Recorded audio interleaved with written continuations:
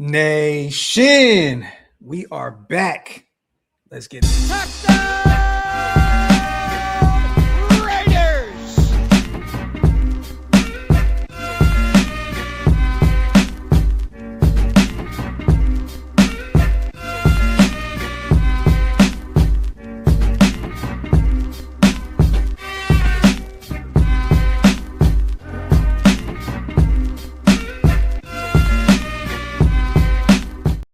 Yo, salute to everybody already here in the building, man. You guys know what time it is. We are back. Welcome to the latest installment of the Graphic and Wasted Show. Or the Wasted Graphic Show, whichever way you like to slice it, man. What's good? What's good, bro? What's good? It's been a long time. Yes, it has been a minute, man. Real quick, salute to the greatest chat in YouTube history. As always, make sure you guys wipe them feet, pay your bar tabs, hit that subscribe button on both channels. And real quick, man, salute to my brother. 15,000 subscribers. I was just about to say that. I want to thank every single one of y'all, man. I want to thank everybody. And guess what? We're going to be having a celebration sometime this weekend. I want to line up some guests, but we're going to celebrate that 15K, man. It's been a very busy week. Happy holidays to everybody out there. Merry Christmas. Happy Hanukkah, happy Kwanzaa, all of that good stuff for everybody out there. Whatever you celebrate, salute to everybody out there and your families. A lot to talk about today, you guys. We just got some breaking news that our star pass rusher, Maxx Crosby, after being named to, I believe, his 5th straight Pro Bowl, is officially being put on the shelf with that knee injury the next 2 weeks. We all know that Maxx wanted to play. I spoke to Maxx yesterday. He was in really good spirits, you guys. Once again, we were just messaging each other. I'm not acting as though I read the room totally, but I can say that I spoke to him. He was in good spirits. There's a report that came out today that he was pissed off and left the building. We'll talk about that here in a second because I got some interesting information from a few people, and one of them you're very familiar with. We'll go over that here in a second as well. But it looks as though Maxx Crosby will officially be out. He is now joining Brock Bowers. Jeremy Chin with the back injury, and I don't think we're done just yet. Wasted with a few more of these players. Yeah. I would not be shocked if Genty, just had a something out of nowhere where he's going to miss the next 2 weeks because it looks and sounds like the Raiders are going all in on Fernando Mendoza right now. Yeah, I mean, and that, listen, breaking news about fucking time. Look, man. I hope that Ashton Genty has a COVID toenail that they could put him on the shelf for the rest of the season. No, sit everybody down, bro. COVID toenail. A COVID toenail. I never even heard of it before. Hey, sit everybody down. Listen, I don't even want y'all to serve them food at craft services after practice. Yo, hey, Pete, don't get him no freaking no curfew, nothing. Don't give him no water. Sit everybody down, man. Bring up the JV team from Las Vegas's finest high school to play for the Raiders, baby. We going to Mendoza. The replacements. Go get Keanu Reeves and company. Oh, my God, man. We need it. Real quick, salute to Jason, and we're going to go over this. He says, yo, Maxx is pissed. Raider Nation is happy. Well, let me say this. One thing about Maxx is he said it the other day, you guys. He doesn't give a shit about a draft pick, and rightfully so. He's a captain of the team. He's a leader. And that's what you want your best players to say, right? I mean, you don't want Maxx to say, hey, man, it'd be great to have that #1 draft pick. Then everybody's questioning Maxx Crosby at that point. I know. So he's saying all the right things. But real quick, Jay Glazer put it out there, Fox Sports on Twitter. Scoopage. Raiders told Maxx Crosby they want to shut him down the last 2 games. Crosby, who has played with injuries for much of the year, vehemently disagreed and has left the building. Told NFL on Fox that they have learned that this could lead to questions on his future in Las Vegas. So I want to say this. I'm going to put something on top of what Jay Glazer just said. I got an interesting message just a second ago. And once again, I was told that I can say this. This is what was said, okay? The Raiders want Mendoza. I'm hearing they knew that they were shutting him down, but since he's a captain, they needed to make a show of it. So again, honestly, wasted. You don't. I mean, I think everybody kind of knows what the Raiders are doing, right? Nobody. I don't think anybody's stupid enough to not know what we are doing. Brock has played at a high level since he took the knee brace off, and just magically he's on the IR, right? Same thing with Maxx. Again, the Raiders are trying to make this look as though business as usual. Look, hey man, we got some guys that we don't want to go out there and get hurt these next few weeks. They've been dealing with some injuries, and I'm not shocked that the guys that they're actually sitting have dealt with injuries. Brock with the knee, Maxx with the knee, Jeremy Chin with the back injury. I mean, at the end of the day, again, this is the right time to do it. And I think that Maxx knew the writing was on the wall. I mean, you see what the Giants are doing. They're everybody in the league who doesn't have a chance to make the playoffs. Yes. Even the Chiefs are doing this. And see, that's the thing. Yo, why do we hold the Raiders to a higher standard than the rest of the people in this league? Yeah. Damn Chiefs have been a class of the NFL for the last 5-6 years. Yeah. And no one says anything about them tanking to try to get Jeremiah Love. And it's really tanking. It's about return on investment. What's the return on investment that I get playing my very best players in a meaningless game, which really, if we're being honest, it will hurt us. Yeah. Listen, there's no return on the investment because guess what? This is the one thing people that are like, oh, we don't tank. We don't. Listen, what happens if Maxx has a catastrophic injury?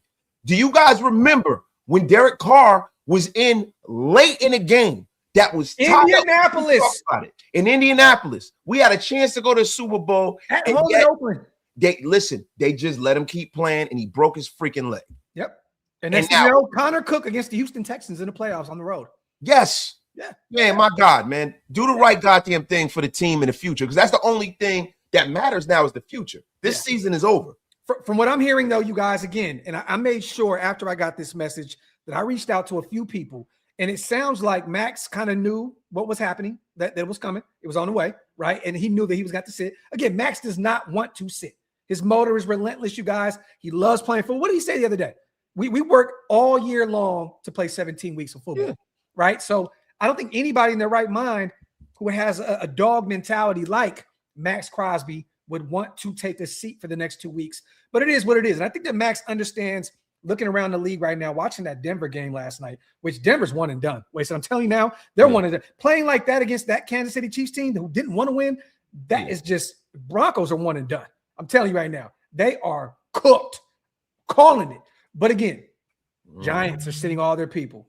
All these teams around the Kansas league. City sitting all their people. Yeah, everybody who has a chance to take a swing or a bite at the apple at the top of the draft are doing that. Yeah. Right. So look, they're in the business of winning football games, bro. We ain't in the winning of posturing. No, I'm glad that a lot of these teams now are just doing the quiet thing out loud and just being for real.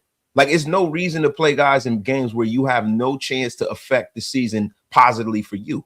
Yep, exactly. But it sounds like you guys, once again, real quick, breaking news, Maxx is officially out for the season. But it sounds like there was an agreement behind the scenes, and Maxx understands what's going on. Again, I don't know if Jay Glazer is just kind of throwing it out there as though kind of like a clickbait kind of title to get shit stirring, because we know how this goes, right? Maxx has already said it countless times, you guys. He wants to be a Raider. He wants to remain a Raider. And I think Maxx is smart enough to understand that we need to get our quarterback of the future. And if we can get him and then we can start building this thing the right way, the next year or so, we could be a competitive ball club. I initially thought that we were going to get this number 1 or number 2 spot, depending on how we looked against the Giants and the Chiefs. And then SpyTech was going to kind of pull a crazy turn of events and trade out and get a haul and wait until 2027. You know, I'm thinking the CJ Carr quote from Tom Brady. It's a way better class next year. But getting a few messages today, and once again, you guys, I'm not going to put my dog on notice, but he did tell me today it was okay to say this. They want Mendoza. I'm hearing they were shutting him down, but since he's a captain, I'm hearing he knew they were shutting him down, but since he's a captain, they needed to make a show of it. So maybe Jay Glazer's a part of this, you know what I mean? Because they know if they hit Jay Glazer, what's going to happen with this situation. It's going to blow up, and then everybody's going to go out there and start throwing the Maxx to the Bears, Maxx to the Cowboys, Maxx to this team, Maxx to that team. The only place Maxx is going is to the IR. And you guys can wish, like my father used to tell me all the time, Graphk, you can take a wish in one hand and a crap in the other and see which one comes first. And I'm going to tell you right now that crap is going to be in your hand because you ain't getting Maxx, you scumbags. Everybody wants Maxx Crosby, but you ain't getting him, damn it. He's going to be here with Fernando, and we're going to be singing ABBA all year. Yep. And again, again, you guys, you're going to see a ton of tweets, a ton of articles about what the Raiders could potentially get from Maxx because of this situation that they're making seem like it's a really, really bad situation to Henderson, which from what I'm hearing, it's not. You know what I mean? But again, we shall see. But again, this is the offseason. If we can get our quarterback, you're going to hear a ton of, if you move Maxx, you can get a couple first, and you can really hurry this rebuild up. I'm already starting to see it, but I don't think that Spytek and Brady are trying to move on from their best defensive player, probably their best player on this roster, not named Brock Bowers, period. Salute to Brandon, hashtag tampering. Salute to the Jersey King himself. So to Larry, now is Pete in on this because he is back next year, or is he out and the GM is doing this regardless? He's out, Larry. There's no way I see them bringing him back at all. No way in hell. Again, if you're bringing in a quarterback, a Fernando Mendoza, a Dante Moore, one of these guys, right? Why would you want Pete Carroll to be the guy in the building? Like honestly, he already let go of Chip Kelly, one of the most respected offensive minds, you know, around football circles, not only at the collegiate level, just football in general. You move on from him because your son can't coach an offensive line. Your football son is terrible at playing quarterback. Yeah. All I'm saying is this: you got to move on from him. Bring in some fresh blood to help develop Mendoza the right way. Bring in, even if it's a Chris Shula, a defensive-minded guy, he can go bring in a nice young OC to help develop whoever it is. I don't really care who it is. At this point, we got to move on. And I think that they understand that come next week, that is Black Monday, right? Yeah. Yeah, like we're not too far off that Carroll's going to be on the way out. Man, let me tell you, so it's going to be Wesley Snipes Monday. It's going to be Shaft Monday. Let me tell you something. It is going to be Cotton Goes to Harlem Monday next Monday. You ain't never lied. I'm trying to tell you right now, it's happening, whether you like it or not. Pete, see you later. Hit the bricks. Yes, good luck to you in your future. Salute the 401. Salute Wasted, Graphk, and the nation. Hope everyone had a great Christmas. You too, brother. Once again, man, Wasted said it. I get a chance to say it. Merry Christmas to all our people in Raider Nation. Love and appreciate every single one of you guys. Hopefully everything that you know you thought Christmas was gonna be was gonna be. I'm just gonna say this as a parent. I'm very happy it's over with. I'm happy that the holidays are done. That anxiety is starting to slowly. Look, man, fresh year, new energy. Let's keep it moving. Even though I'm about to be 42 in a couple weeks, Wasted. Yeah. Oh, I love it. You know, you've been calling me old all these years now. Now you are transitioning to the dark side. James Worthy, baby. That's right. Oh, too. Look, you know what's funny? I was gonna wear a Knicks shirt and a Knicks hat, and I said, you know, it's a Raider podcast. I'm not gonna do it. I should have done. You always wear Knicks shit. Yeah, I do. But I was just saying because I don't want to come on here and gloat because my Knicks are looking great. Yeah, with you know what I mean? Yeah. You know. I see you. But again, we rushed to do this show, you guys. It was initially set up for a little bit later. I just got home for the doctors. We had to hurry up. So, yes, you're going to have to deal with all the Sacktown King stuff. It is what it is. Salute to Rudy, the vet, our guy. It was something in the air last night. The stars were bright. Fernando, Graphk and Wasted. Salute to my guy, Rudy, man. He's a bum. We got a lot to talk about, you guys. We're not going anywhere. Stay tuned. A lot to unpack. This is going to be a fun Graphk and Wasted and Graphk show. So stick around, you guys. We're going to definitely go over an hour today. So make sure you guys are here. Kick it with us. Have some fun. Salute the hug, man. Love you both. No pause. Hope you and your families had a fantastic Christmas. Let's make 2026 better than any other year before. It's our time Wasted and Graphk in our era, Kings. Salute to my brother Hug, man. Yes, my dog. Always good to see my brother Hug in the building. But again, I want everybody to kind of pump the brakes here. I think that we're kind of jumping the gun here. Everybody's saying about Maxx being pissed off. And again, you know, from what I was just told by multiple people now, was that he kind of knew this was coming. He already knew the writing was on the wall, and that they're kind of making this a thing because of what it would do. What am I trying to say here, Wasted? Like, you don't want to put a black eye right on your franchise by sitting every single one of your best players moving forward. Because the Raiders, it seems like everybody else can get away with shit, but we can't. Like, well, you know what I mean? well, bro, when you set the bar and the foundation of what the team stands for is just win, baby. Yeah, It's not just win, maybe, right? yeah, It's the mentality that has really built this organization. But those words ring very, very hollow right now. And we need to get back to how you really win nowadays. yeah, Winning nowadays is more about what happens in the front office than on the field. yeah, Like, because, you know, back in the day, you didn't have a hard cap sport. So you could have guys like Al Davis that can go out there and be a maverick, right? When Mhm. people are available, or make these weird trades and do certain things. You know, he can kind of get around the workings of the National Football League. Yeah. You can't get around the system now. Yeah. The system with a hard cap sport, you have to have a young quarterback on a rookie deal to build the rest of your roster. Because if you don't, you are in no man's land. And then after that, you got to hope that that one guy becomes a superstar. And if he becomes a superstar and he becomes a person who can elevate a roster, as opposed to just kind of, you know, go then you have along. to be able to know how to draft around him as well to keep that cap, you know. Yeah, solve it. But having a superstar is really, it galvanizes a whole organization. A superstar quarterback can take a 7-10 roster and get them in the playoffs every single year. Yeah. And that's part and parcel of the reason why the previous regimes that we've had here, we were adamant about moving on from a quarterback who was being paid like a superstar and was not playing like Yeah. You know, so guys, look, man, this is nothing but right for the Raiders. Josh, I have to disagree with you. And I see a lot of people saying this. I'm telling you now, we might beat up on Geno over here, and rightfully so. He's been sacked, over 50 times now? What is he at, 15 picks, 16 picks now? I mean, it's been nasty with Geno Smith. We got more than that, bro. Oh, okay, but he's up there. 16, 17, somewhere like 18 picks, bro. Somewhere along those lines. Look, bro, that boy is the best quarterback that we have on this roster. I'm sorry. He has a shoulder injury, right? He like Kenny Pickett was out there a week ago or two. Cam Miller, baby. Yes. Look, Geno would love to shit on this fan base on the way out. I am telling you now. Why would Geno not go out there and try to play at the highest of levels, knowing that he's gonna be looking for a job elsewhere? Like, and he knows that he's already fallen out of favor in Las Vegas. Why would he not try to go out there and play like his life is on the line? I'm saying with that shoulder, it'd be easy to say, you know what? Geno's been dealing with that lingering shoulder injury. Let's bring in Cam Miller. Let's bring, Aiden's been dealing with the wrist. He's not ready to go yet.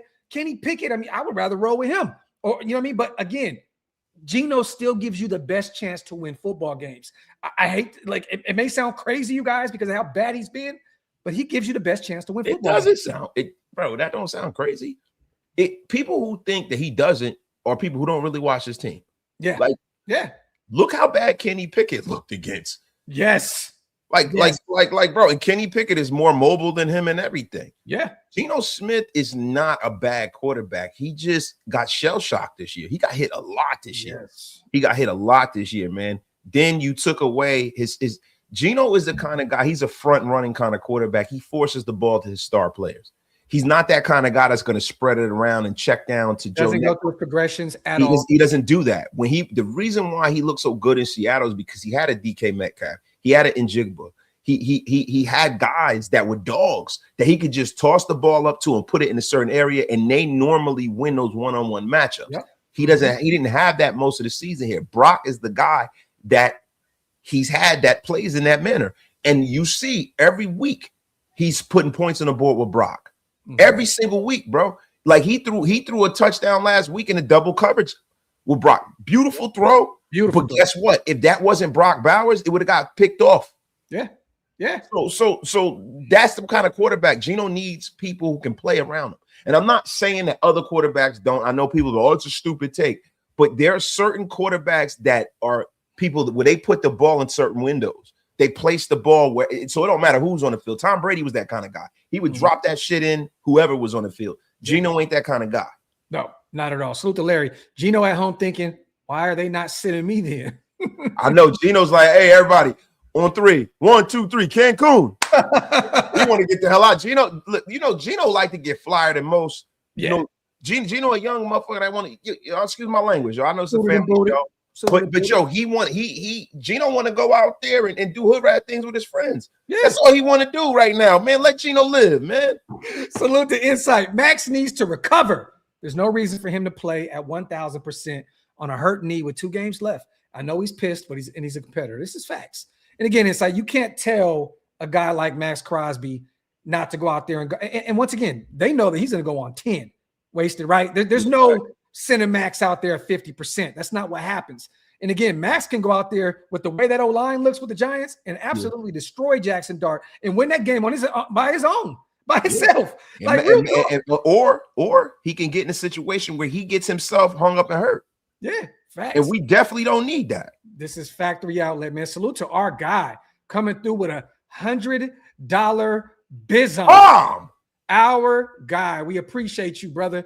Raider 2719. Union electrician life keeps me away from the lives, but I'm in this joint today, though. Tankathon continues. Bro, man. That's a bomb right there. Appreciate you, brother. And listen, if anybody knows about that life, I definitely know about that life, my brother. Yo, get that paper, man. Get that paper, my brother. Raider Rider, man, we appreciate you so much. Thank you, brother, for the $100 holla. That means a lot to us. You have a blessed New Year's, and hopefully, man, everything happened good to you on Christmas, man. Because again, this is a very, very what's the word I'm looking for here, Wasted? A very testy time as parents. Man, listen, bro. This is a very, very, very delicate time for people, man. You make a lot of businesses in your household, bro. Yeah. Do I get the kid the extra pair of Jordans, or do I go out there and pay the electric bill? Yeah. Yeah. You know what I mean? Think, listen, man, everybody out here struggling, bro. I was in the malls, bro. The malls were not packed like that. People are having a hard time, bro. Raider Rider, we love you too, brother. Thank you so much once again for the 100 piece. That means a lot to us, brother. Salute to J-Rock. Best case scenario for us is to secure the #1 pick. If I'm Spy, Tom Brady, whomever the head coach is, be open to trading back for additional picks in 26 and 27, draft the Lar, build the trenches and the defense. And this is the thing, J-Rock. Once again, you talking to 2 guys that like Drew Lar, and I wouldn't have an issue with them bringing him in the middle rounds. But this is the thing. Again, we've said this a million times, and we're going to keep saying it until Black Monday, or until not even until then, until we locate our coach. If you don't get the #1 spot, you guys, you're getting the second, the third, the fourth option at the head coaching position again. It's going to happen again. Yeah. If you can't get your quarterback, again, we've said this. Liam Cohen, playoffs, Jags doing their thing. Vrabel, year 1, Patriots, Drake May doing their thing. Ben Johnson, the best teams in football, year 1, doing their thing. If you do not find a way to secure this #1 spot, or let's just say magically you win one of those games and you end up at 2, and let's just say the kid out of Oregon, Dante Moore, does declare, then maybe you're in a good standing there. Or maybe Spy Tech and Company, just like we got the message we got today is they're on Fernando Mendoza's train. Simple and plain. That's what they want to do. It makes the most sense, right? like I keep saying to everybody, there are a lot of people who love Moore, right? We don't know whether he's coming out. It doesn't make any sense for him not to. From a draft perspective, he should come out. Yeah, he should, because if he'll probably be the 4th quarterback taken next year. Yeah, he'll probably be the 6th. Yeah, I know all of the guys that are coming out next year, right? Yeah. But this is the thing, though. Fernando Mendoza's floor is higher than any of the rest of the guys. His ceiling might not be as high, but for us, we need a quarterback with a high floor, bro. Yes. We need somebody. These are the things that I know about Fernando Mendoza. Smart. Yo, he is playing in a pro-style offense right now, right? So when you see those passing concepts in the National Football League, you watch him do it week in and week out basis. We can't talk about the level of competition. The man literally went and beat the most talented roster from top to bottom in college football as Ohio State Buckeyes, right? Yeah. And then you talk about height, weight, speed. He's got that in spades, right? Then 6'5", and he's a studier of the game. And another thing is he's super accurate too. Yeah. This is a guy that at the minimum will just be a very good quarterback. And what does Tom want? He likes a guy that's going to sit in the pocket, right? He's a pocket passer. Again, doesn't have the best accuracy, you guys, when he's on the move. And you can work with that at the NFL level. You can build around that. But Tom Brady was what? A statue in the pocket. That was his game. And honestly, we want to bring in a young guy. We don't want to get him hurt. We don't want to get him hurt. Like, I love Sellers because to me, like next year, he's going to be fun if he goes to a better school than South Carolina. They had a really bad year this year out there. And I think that he could be a dynamic play caller at the next level next year. But this is the guy that Brady wants, that prototypical size, 6'5". You can make every single throw from the pocket. And again, doesn't have to move too much because, again, the accuracy is an issue when he's moving around, wasted. Yeah. You know what I mean? Yeah. And again, but we don't want him to do that. Build that O-line up, protect him, and Mendoza will pick you apart from the pocket. And again, I see a lot of Jared Goff, comparisons. If we can get Jared Goff, another former number 1 pick out of Cal, think about that. 2 Cal guys. Yeah. 2 Cal guys, right? Yeah. He reminds me, man, of, like I told you, he reminds me of Kirk Cousins in a sense. And he has a lot of Jared Goff in him. See, the thing with guys like Mendoza and Brady, they don't have to run. Oh man, come on, man. It's a clean show, bro. It's a clean show, bro. It's a clean show, man. You gotta chill. No, but they move the pocket. They don't have to run. Yeah. Like, I think Mendoza is the perfect person to come here and get that kind of tutelage from Tom Brady. Because he will absorb, like, there are certain people that you can give the game to, and it doesn't matter how much game you give to them, they're not going to be able to go out there and execute. Yeah. This is a guy that can execute that Brady style of football. And he's a good kid. He's a really good kid. And you need that in Vegas. You need somebody that's going to provide a spark, but also be, that leader that you don't have to worry about off the field. Salute to J-Rock. Best case scenario for us is, I think I read this one. Salute to my guy, J-Rock. Salute to Bubba. Can we get the number 1 pick if we split the last 2? I think some other things need to happen, but honestly, I don't really know all the scenarios just yet. Yeah, it's too many scenarios because of strength of schedule, and everyone has like the same record. Like, the Jets still, a bunch of other teams still right behind us. This is like some of the worst football that's ever been played in history, bro. Like, dog, I've never seen a week where you have so many. It's like 9 teams that can still win their division going into the last 2 weeks of the season. That's never happened since like 1978. It's crazy, since they went to 16 games. Hug, you are the GOAT, bro. Go ahead and do your thing. Do the honors, brother. Salute to Qua. Salute, soldiers. This GM is going to be the most hilarious GM ever. The change we need is that owner. Salute to Qua.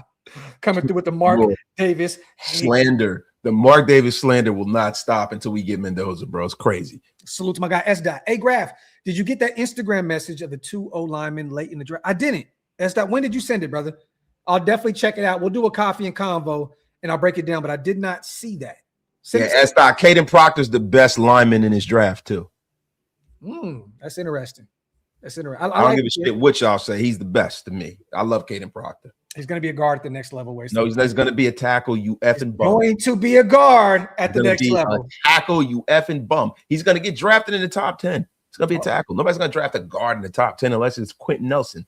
Once again, breaking news, you guys. Maxx Crosby is officially put on the shelf for the rest of the season. He will miss this Sunday against the Giants at home. He will also miss the last week of the season against the Kansas City Chiefs. Jay Glazer put it out there that today seemed as though he was kind of pissed off and left the building out of Henderson. But again, we don't know the dynamic between him and the coaching staff and the GM right now in terms of this specific situation. But I did get some interesting information earlier, you guys, from somebody that I trust very much so, who's thrown me a bunch of alley-oops in the past, that said the Raiders want Mendoza. He's also hearing that Max knew that he was getting shut down, but since he's a captain, they needed to make a show of it. So again, take that, as you may, but Max will miss the next 2 weeks going into the offseason, which I think is the right move because again, the Giants, when you look at what they're doing right now, they sat so many players. Bro, you want to know how many people the Giants sat, bro? It's actually like low-key shameful, bro. Yeah, like the Giants are on some straight Fragonargle bull. Center John Schmitz did not participate on practice on Wednesday. Offensive lineman Evan Neal did not practice. Safety Tyler Nubin, the kid out of Minnesota. Defensive lineman DJ Davidson also did not practice. But the key news is that 2 of the Giants' 5 starting O-linemen will not play against Vegas on Sunday. Bro, Evan Neal out. Tyler Nubin out. Yeah. Johnny Michelle Schmitz Jr. limited participation doubtful. Andrew Thomas did not participate out. Deontay Banks, limited participation. Cordell Flott, questionable. Joshua Idija, I don't know how to pronounce his name, questionable. I mean, bro, they are going back, rearing back, trying to get that number 1 pick because guess what? They're going to trade back and get a haul. That's what they want. They want to be able to set this team up for the foreseeable future. But guess what, New York Giants? Guess what? You guys are traveling to Las Vegas. You got your quarterback already, you effing bums. We need our quarterback. You guys had a great draft last year. Yeah. F you and the horse you rode in on. We need our ones. That's enough. Yeah, facts. But again, they're going to build around Jackson Dart, you guys. They need another receiver opposite of Malik Neighbors. They'll probably end up going and getting Carnell Tate out of Ohio State. They need some offensive line help. They definitely need some defensive help. They have a great defensive line, but outside of that, they have a lot that they need to fix on that defensive side of the football. So, again, they're trying to lose these next 2 weeks. And I got several Giants fans that are my people in real life that are texting me saying this is what we're trying to do. So they know the plan, and they want to build this thing the right way with a new head coach and potentially a new GM also next year. They got a clean house, bro. Like, the Giants are in a situation where, it's a bad thing when you give too many cooks in the kitchen a say. Yeah. Yeah. That's essentially the problem we're having. Right? It's been like that for years with us. And it started happening once Wellington Merritt died and they gave the Tisch family more say at the table because they're the ones with the money. Yeah. The Giants have not been right since. Yeah. They have, since they fired Jerry Reese, they have not been right since. And I'm going to tell you something right now. It sounds good to do what they're doing, but the Giants really need another wide receiver. Oh, they do. That team is good. Like, they don't need. Bro, they got a lot of talent, bro. They do, man. Like Abdul Carter and all these guys. Dexter Lawrence, Abdul Carter, Brian Burns, Thibodeau, Malik Neighbors, Jackson Dart, Cam Scatterable. They have I like Tracy as well, the young running back out of Purdue. Yeah, they got a nice, like, I think 1 year, if they can trade back and pick up a bunch of extra draft capital, the Giants can turn that thing around in a bad division next year. Like, they can turn it around just picking and staying pat where they are. The problem is we need to really look at all of the measurables, right? Like, we have way more holes in this roster than they do. Yeah, man. Look, bro, man, we got more holes than a Vegas brothel. You know what I'm saying? And I'm gonna tell you right now, man. Wait, so I'm gonna tell you right now that I just feel like it's kind of bad football what the Giants are doing. Yeah, go out there and let your young fella develop. Don't sit him down. You know what I'm saying? Wait, listen, man, go out here and try to get a win, man. There was a rumor that came out too that Russ was going to be named quarterback 1 come Sunday. That they're planning on sitting Jackson Dart, which I don't see happening. If he's healthy, they're gonna put him out there. He needs the reps. You know what I mean? But we shall see if they put Russell Wilson out there, man. Russ versus Geno, the Pete Carroll Bowl for real, bro. That shit would be comedy gold. Salute to Optimistic. Flex this game to Sunday Night Football. Cinema. Facts. Salute to my guy, Optimistic. Salute to Buck Nasty. Yo, Merry Christmas, you filthy animals. Appreciate y'all. Wasn't it known that Max is tired of all the change since he's been here? You think he's down for another turnover and mentally be there? I know winning cures all. But I can tell you this. Max wants to be a Raider. He's definitely watching to see what they're trying to do, at the head coach spot next year. I mean, he's watching very closely because, again, I don't know how much more, and this is not directed to you, but I don't know how much more we can say to you guys. The man just signed a massive deal. Like, he consistently does that. Like, he wants to be a Raider. Now, again, can we move off of him? Yeah. Last minute, can he say in the offseason, you know what? I don't like this new coaching staff you guys are bringing in. I don't like the direction we're going. Get me out of here. Of course. And guess what? We're in a good situation here, Ray. Yeah, we'll be happy to oblige. We'll be happy to oblige. Yeah, if he wants to leave, you pick up a couple extra firsts and you're off to the races. If you don't, you still have one of the best defensive linemen in football. So at the end of the day, man, we're in a good spot when it comes to Max here, you guys. And again, Max loves this team so much. He's not going to shit on this team regardless if he's on the way out or not. He loves the Raiders. He's adopted the mentality, that we all have had growing up being Raider fans. He wants to be here. So did he leave the building today pissed? Could have. And let's just say he didn't know. Rightfully so. He wants to be there. You know what I mean? So he wants to play. But again, I think he understands if Tom Brady comes down to you, right? Comes downstairs and says, hey, wait, let me holler at you. You're Maxx Crosby. Him and Spy Tech. Look, man, we won a Super Bowl in Tampa Bay. We don't got to go over all the Brady championships with New England, right? This is the plan. This is what we are trying to do, okay?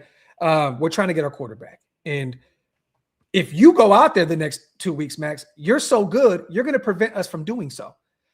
We need you to sit down. You just got named in the Pro Bowl. You got another bag for that. Sit down, get that knee right, because next year we have a lot of plans for this football team moving forward, and you're a big part of that plan. How are you going to take that? I'm going to rear back and be like, about goddamn time. About time. There you go. Tom, I've been waiting for this to happen. Hey, Tom, listen, could you do me a favor, man?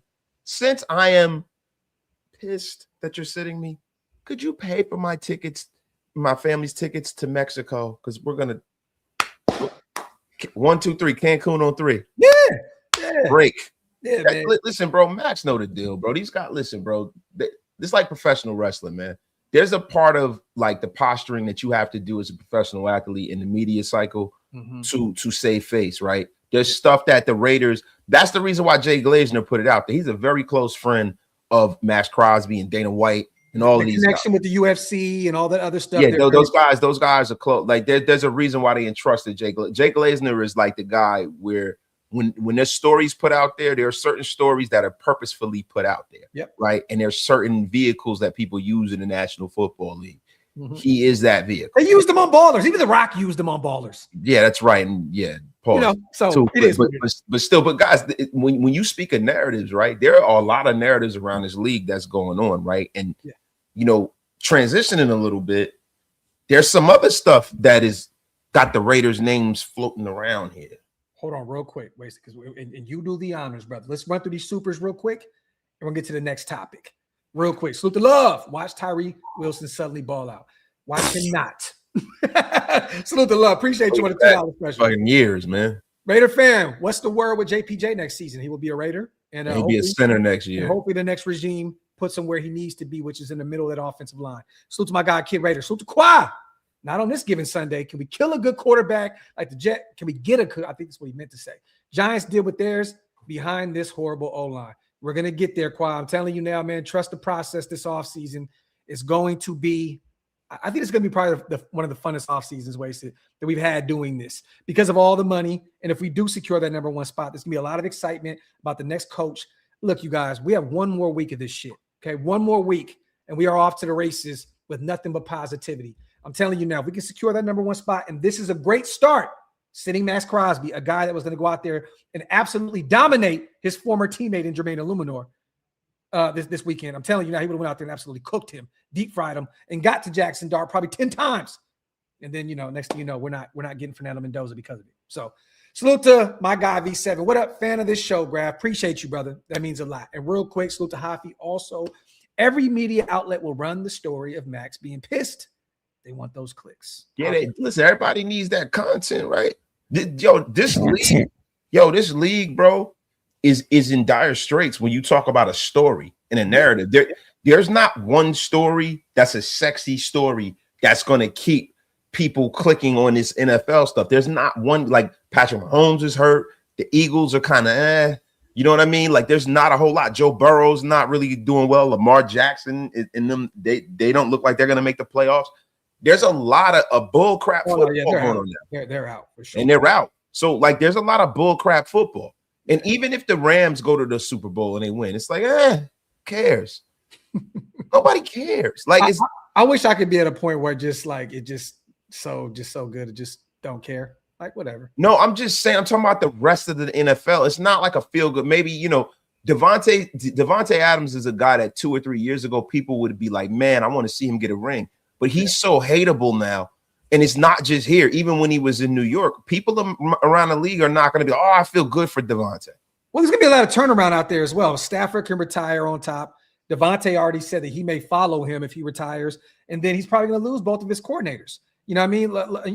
LaFleur and Chris Shula. So this would be the year for them to win. All of them leave on top, and the McVay kind of be like the Chicago Bulls' last dance. There you go. You know what I'm saying? So to Elijah, I 100% believe we end up with a top 3 pick with no Max in Bowers. Man, salute to my guy Elijah. And it sounds like they really like Mendoza, but again, we don't have what it takes, like the Jets, to move up to get him. Like we don't, bro. Like if we don't have the number 1 spot, you guys, if the Jets are really sold on Mendoza, he is the Jets quarterback. It is what it is. They have the same building with the New York Giants. They can go sit down at the lunch table. Take this. We'll take him. You give your spot. Boop, boop, boop. Some future first, a couple second or third rounders. Boom. Deal is done. If the Raiders do not get the number 1 spot, you guys, there is no direction for us to get Fernando Mendoza at all. For all those people who are sold on him, it is not happening at all. Bro, Fernando Mendoza will be at training camp in Florham Park, New Jersey. Immediately, bro. So, salute to my guy Elijah. Salute to my brother B in the building. Hey, B might be flying out here tomorrow. I just sent them a flight. He may be coming out here to Dallas for about 2 or 3 weeks. The ghost. So stay tuned. You may see the swirly God will be making his triumphant return. Yes. Oh my God. Salute to my brother out there doing big things in Miami, Florida, man. He out there living life, doing his Dougie, man. He deserves every single. Yeah, I'm about to go on a cruise too. I'm gonna tap in with B when I'm in Miami. My next cruise. I love the cruise out of Miami. My wife and I, we go down there a few days early and stuff. We're gonna tap in. He's waiting on his spot right now. So he was like, I might just come out to Dallas for a few weeks as I wait for it. And bro, he's gonna be overlooking the Miami Heat arena and shit. Like, I always stay very close to there too at the Radisson. The Radisson got the private beach and shit like that. So yo, B, when I come down there, we gonna have dinner, bro. There you go. Salute to Robert. What's up, gents? Just joined the stream. Any concerns over these reports that Max stormed out the building? None. Not zero concerns. Like, look, bro, listen, emotion is the enemy of reason, right? Even if Max is pissed, right? He'll get over it because he understands the bigger picture. Once everything comes into play, if the Raiders go and win, Toilet Bowl 1, right? Which a win is actually a loss, is like opposite day. The Raiders lose and they get the first pick. Maxx Crosby would be happy as a pig and shit. Because then that means not just getting Fernando Mendoza, that means that you get a chance to kind of take a bite at the apple second round. Every round, you're right. Every round. So when you get them guys that you thought was going to go in the first round that you think should have went in the first round, you're the people who get a chance at getting that. And also, you can trade up too. And that's the thing. You could trade up or you could trade out and get more picks. So now you could walk away with 10, 11 players because, this roster is not 4 players away like the Giants. Like this roster needs to be overhauled. You need to replace Jamal Adams. He needs to go. And Landon Roberts. So the whole linebacking core needs to go. Well, bro, they are going to go. They're all free agents. Yeah, and listen, you're not going to see one person go out there and sign a lot of these guys. No. These guys wouldn't start or play for any other team in this league, bro. Nope. A lot of these guys like Landon Roberts, you don't, unless he's we got the Antonio Pierces of football players this year. There was only one place that wanted them. Place that wanted them. Yeah, man. Jamal Adams, the Devin Whites of the world, all those guys. Now Devin White made himself some money, right? Devin White made himself some money. He's going to go somewhere, and what they're going to do is they're going to try to use him in the right situation, right? But you got to also look at it from this prism. When they look at the tape, him in coverage, he's been putrid. Terrible. And him, when he was with the Texans, the fact that he couldn't get on the field with the Texans and teams like the Eagles goes to show you exactly the reason why he's here with us.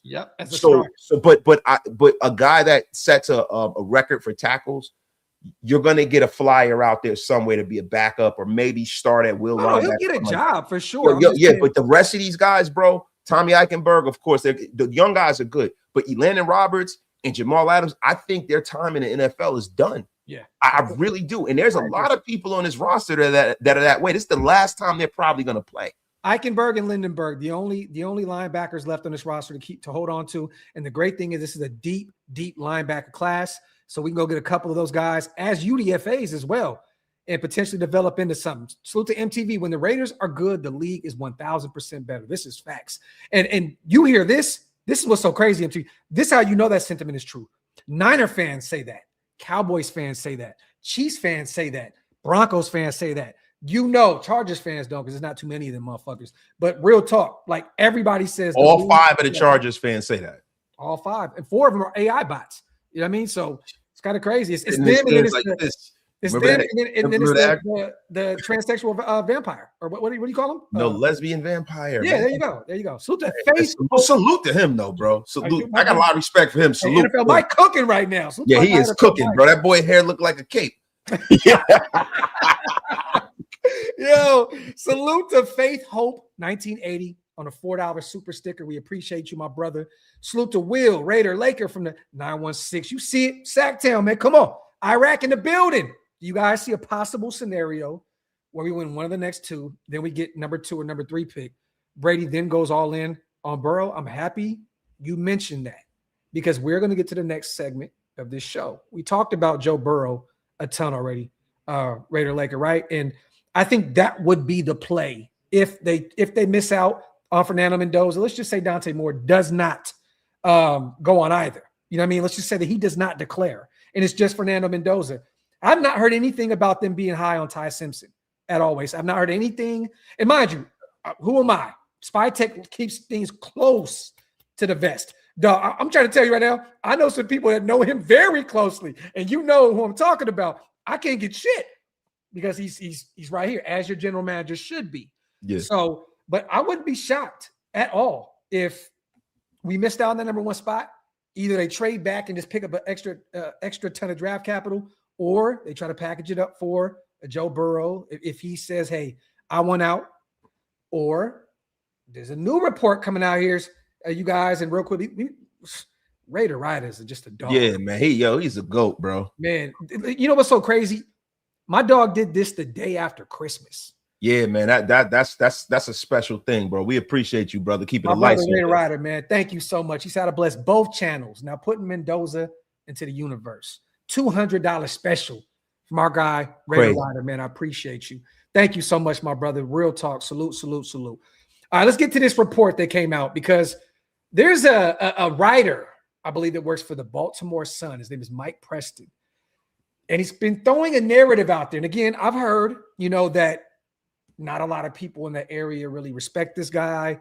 Not a lot of people like this guy, that he's kind of written some hit pieces in the past. Now, this is just alleged, you guys. I don't know. I'm not really familiar with this dude's work because I don't cover the Baltimore Ravens for a living. But he went out there and put this out. He said the Ravens should look at possible trades, which could net them 2 or 3 first-round draft picks. Preston wrote, Jackson, a South Florida native, would love to play in Miami. He's from there, where quarterback Tua is no longer the starter. Now, mind you, Miami has a ton of money that's going to be hung up with Tua's contract. So I don't know how they inherit Lamar's contract. I don't know how they would do this. It's a long shot for the Dolphins to potentially go out and get him unless Baltimore was dumb enough to take on Tua, which they would not. Yeah. This is something that Stephen Ross would entertain. He's one of the dumbest owners in football. There you go. Or possibly Las Vegas, where Brady, a partial owner of the Raiders, has shown a fondness for him. Now, there's also been some reports that come out, and I believe he's the same guy that has said that, like, Lamar has been falling asleep during meetings, he's playing video games all night. I guess he used the words a big child with Lamar. 29 years old, you guys, dealing with the injury-riddled season. I believe he's out for the year now. He has a back injury that he just sustained last week, and it looks as though they're going with Snoop Huntley against who they have this week. I think they have Green Bay, I believe. But there's a lot of reports about John Harbaugh, and Lamar not being on the same page. There's a ton of reports about John Harbaugh potentially being on the way out, and if it's kind of like a pick him or him. Look, do they go Lamar? Do they go Harbaugh? We shall see. But this is what Harbaugh had to say. I had a great conversation with Lamar this morning about a few things, football and how he is feeling, things like that. So our relationship is an A+. I love him, always have, always will. Harbaugh said he's fighting like crazy to get back. So none of these reports or things that get said or written or whatever, I don't think anybody is speaking. I don't need anybody speaking for me. Just ask me, and I'll tell you what I think. And then Fox Sports goes on to say that there are 3 teams that could potentially be in the running. The Dolphins, of course, because he's from there. the Raiders, of course, because we know we're going to move on from Geno. And if we don't secure the number 1 spot to get Fernando Mendoza, we're going to have a vacancy for the number 1 quarterback position. And then the New York Jets, which would be interesting if Aaron Glenn and company went out there and inherited that contract and brought him in. Now, I have to say this. He has dealt with some injuries. Lamar has, some hamstring injuries, back injury. He's missed a ton of football this year. 29 years old. The athleticism is not what it once was. Wasted. But what is your thoughts on this report? And if you're the Raiders, do you flirt with the idea of bringing in Lamar Jackson? Because at this point, it'd be fun. Look, I got 2 different scenarios. It'd be fun to watch Lamar Jackson and then draft Sellers. That would be fun to watch. Or what I would do is, if you miss out on Mendoza, just go all in on Joe Burrow. If you're going to bring in an injured quarterback at that age, I'd rather get Burrow, a guy that can sit up in the pocket and make a ton of noise from there. What's your thoughts on this? I mean, one, about the report and Preston, and I've heard about him a lot. And the reason why this really went super viral is because Nick Wright over at Fox Sports, known provocateur, Nick Wright is trying to low-key be the new age Skip Bayless. Yes, they all are. Yeah, he's really trying his hardest, right? The problem with Nick Wright is he has a face only a mother could love, right? And you got a beak on him for sure. I mean, my God, man, the guy looks like a goddamn. Follow my snout. It's never in doubt. Listen, he looks like a shaved bird. Yeah. So that's the reason why people it's a whole lot going on. He's the Chief fan, but he's a bum. But this is a story with no quotes, no sources. Mm-hmm. It's an opinion piece without a ton of merit, man. It just seems like bad journalism to me, right? And mind you, Lamar Jackson just came off one of the greatest quarterback seasons ever, right? 2-time MVP as well. So, and this is the thing, and the man, he gets injured, has a tough season, and I'm not saying, and I'm not absolving Lamar Jackson, right? I'm not.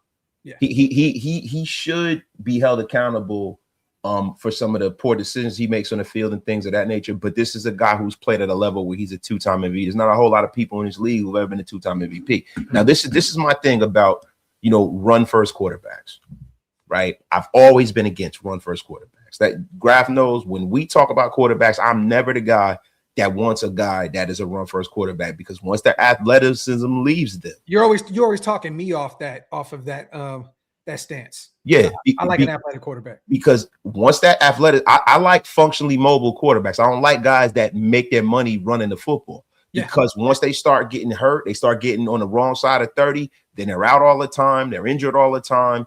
And when the money's on the table in the playoffs, most of the time when those guys cannot get it done from the pocket, you lose. Monken has done a great job with him unlocking kind of disguising and enhancing his skill set. But there are times, and this is one of the reasons why the Ravens, I don't know if it's John Harbaugh's coaching style or it's the fact that Lamar's the trigger man, but they get come back on a lot by double-digit wins. Like, I think John Harbaugh is leading the league and teams coming back on him when he's have a double-digit lead.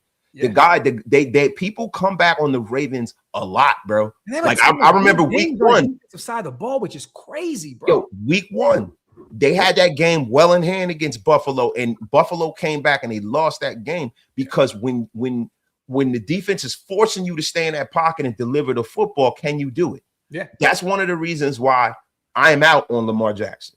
I don't want Lamar Jackson. I don't want to give up draft capital. I don't want to pay him $200 million to come over here, because, listen. Would it be fun? Definitely be fun. Would it be fun? But how many league MVPs go to another team and win MVP there? It doesn't happen, right? Now, you've seen Peyton Manning go somewhere that was a stacked team, won the Super Bowl. But those are anomalies. These are the 2 greatest quarterbacks probably ever, and 2 of the greatest pocket passers ever. Yeah. So that translates. Mm-hmm. That kind of style of football doesn't translate to a bad football team like the Raiders. Now, what I will say about Preston, what I will say about Nick Wright, what I will say about this story, he didn't just make it up. And there's somebody in that organization who has an axe to grind. There's somebody in that organization who wanted that story out there. And there's somebody that doesn't want to put their name on it. And if I'm going to use deductive reasoning, if I want to be a dime store detective, it's probably coming from John Harbaugh's camp. I'm agreeing, because in a sense, that has been the narrative. Which one is it? Is it going to be Harbaugh? Is he going to stick around? Because there's been a lot of people like Mike Tomlin that have been saying the same thing about John Harbaugh out there in Baltimore. So again, this could be, and Harbaugh's saying everything right. He's a He has to. What's he gonna do? Be like, Lamar's a bum. You need to stop playing get him video out of here, games. man. We'll be better with somebody different in the building. Yeah, listen, man. Listen. Hey, I won more games with Snoop Huntley than this fucking bum. Yeah. Hey, I've won a Super Bowl. Even though he did say at halftime, which was crazy. You didn't see it. He said, they said, what are you gonna do? You're putting Snoop in. He said, I mean, he does everything that Lamar does. I sat there. I was like, all right. Yeah, but listen, the decision to draft Lamar Jackson wasn't like something that he was totally behind. Yeah. Like John Harbaugh is a guy that he for as much success he had in Baltimore, he doesn't have a whole hell of a lot to say what happens in the front office. No. And they have Ozzie Newsome, one of the greatest owners in football. Like, it's not even that close. Like, he's definitely one of the greatest GMs. No, his GM is Ozzie Newsome, right? Yeah. Yeah. Well, he's not. I don't think he's the GM there anymore. But is he? Does he still have a voice out there though? I don't think he does anymore. I think Ozzie retired. I think it's Eric DaCosta. He's another one. But he's a guy who was raised by Ozzie. Under Ozzie Newsome. Yeah. So you still have that in the building. So definitely. Salute to Hoffy. The league needs the Raiders to be the historical villain. Darth Vader returns. Salute to my guy Hoffy. And you're right. I totally forgot that Ozzie left a while ago. 5 years ago, I think. Yeah, he left a while ago. No, you're right. Alex says, so do you want Harbaugh as our coach? Look, no. Alex, no. Yeah, I want a new, fresh name. I don't want to go. I said no to Tomlin. I say no to Harbaugh. All of them. I've been saying the same thing. Flores, man, I'm starting to open up to that. The Flores, bro, what he's doing with that Minnesota Vikings defense. Bro, Brian Flores is not some long tenured head coach who's won a Super Bowl somewhere. He's a guy who got a raw deal. Yeah. Like when you get a person who's had some head coaching experience but didn't quite get to the mountaintop. Yeah. That's cool. Goff had 5 picks coming in yesterday's game. Wait, he had 2 yesterday against that defense. And thank you, Brian Flores, because he's probably gonna have me win my fantasy Super Bowl. And the Intercontinental Championship belt is probably coming home. Matt, I want to let you know, thank you. This league has been going on probably. This league is older than my oldest kid. We were doing this league before they even had this, like it was remotely on the phone. This league is so old. This is like my friends I grew up with. So thank you. I think, who do I got playing, right? Because yesterday, the person that I'm playing, and I know you guys don't give a damn, but I do. Now I'm currently losing 14-35, right? But they had Jared Goff going yesterday. They had St. Brown going yesterday. They had the Lions defense going yesterday. And they all got cooked up. Yeah, and for me, listen, I only had my kicker playing yesterday. Oh no, I had J-Mo. I forgot to bench J-Mo. Damn it. I'm down by 20 right now. Yeah, I'm down by 20, and I still got Dowers on the IR, and he was my starting tight end. And now Kyle Pitts is questionable. It's just great. Kyle Pitts. Oh, let me sit Kyle Pitts down and let me put in. Hey, you know who my backup is? George Kittles, but he's questionable too. So it is what it is. But look, I'll be fine, bro. I'll be fine. Listen, I can't wait till I win the chip because I'm gonna go get my belt, and I'm losing mine. When Brock was on the IR, I'm officially cooked. Salute to Indiana. Just got off of work and had to make the live to check on my guys, Graphk and Wasted and Graphk. Salute to the goats of this content. Also, happy holidays to you and your family, Graphk. I'll see you at the combine. And Wasted, are you making it? Indiana, my brother. Every time I go out there, I'm always tapping in with my guy, Indiana Raider. Such a good dude, bro. Dope as hell. And I'm working on it with Stu to get out there to the combine. Definitely, I do it every year. Last year we were out there, and something happened, with Stu's family, so we couldn't make it. But again, we're planning on doing that this year. Hopefully, we can get Wasted out there this year and kick it. So we'll see. But Indiana, you're gonna see me soon, my brother, for sure. Hey, I want to say F Stu too. Stu, F you, you effing bum. That's all I want to say. Stu, F you, love you, bro, but F you. Yeah, sorry. Hug, we didn't watch that. We don't watch Pete Pressers anymore. I know he was live while we were on, but yeah, we're not. We're gonna try to win. G's playing great. We'll start Gino. Tom. Yeah. We're gonna try to start Gino. I don't think Tom's gonna let me. Max is gonna get after Jackson Dart about 4 or 5. Well, it's gonna look like Tyree Wilson and Charles Snowden, a little bit of Malcolm Kuntz. A little Tonka Hemingway. Shit, Yeah, I kind of don't want Tonka Hemingway. Been balling, bro. Hey, man. Tonka been balling. I don't even know if I want Tonka to play. Sit him down, Sit Tonka's ass too. Sit him down. Sit him too, Tonka. Don't you go out there being all great.